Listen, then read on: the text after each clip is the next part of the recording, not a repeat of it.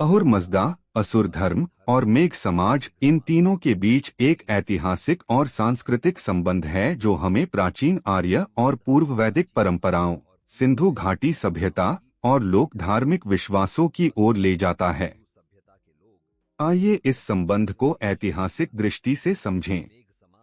एक असुर मूल भारतवासी बटा सिंधु सभ्यता के लोग। ऋग्वेद में असुरों को देवताओं का विरोधी बताया गया, लेकिन प्रारंभिक वैदिक ग्रंथों में असुर का अर्थ शक्तिशाली देवता भी था।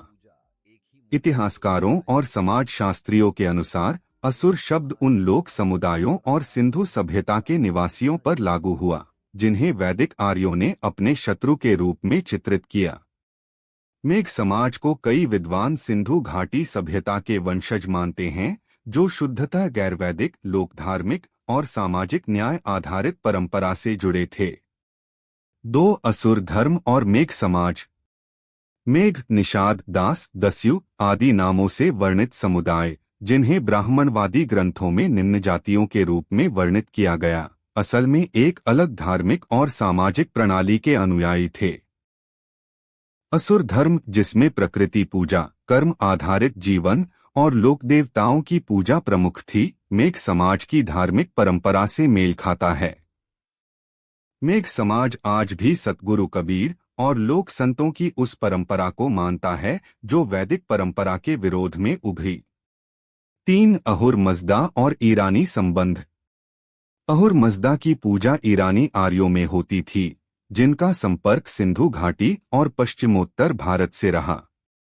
कुछ विद्वान मानते हैं कि भारत और ईरान की सीमाई क्षेत्रों में जो समुदाय थे, जैसे मेघवाल, भील, शूद्र जातियां, उन्होंने असुर और अहुर परंपराओं से ज्ञान और संस्कृति अर्जित की।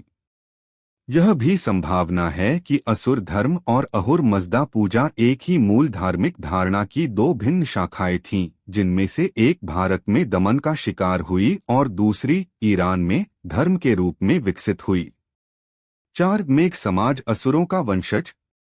मेघ समाज की मौखिक परंपराओं, जातीय स्मृति और धार्मिक विश्वासों में ब्राह्मणवाद विरोधी, साम्यवादी और लोक आधारित धर्म के तत्व दिखाई देते हैं, जो असुर परंपरा के अनुरूप हैं। असुर शब्द का अपमानजनक अर्थ बाद में गढ़ा गया, लेकिन वह एक सांस्कृतिक संघर्ष को दर्शाता है, जिसमें मेघ जैसे समुदायों को पराजित कर निम्न घोषित किया गया।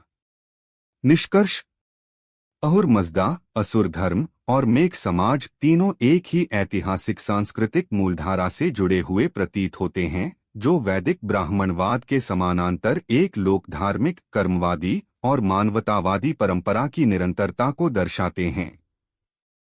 मेघ समाज को असुर परंपरा का आधुनिक उत्तराधिकारी माना जा सकता है।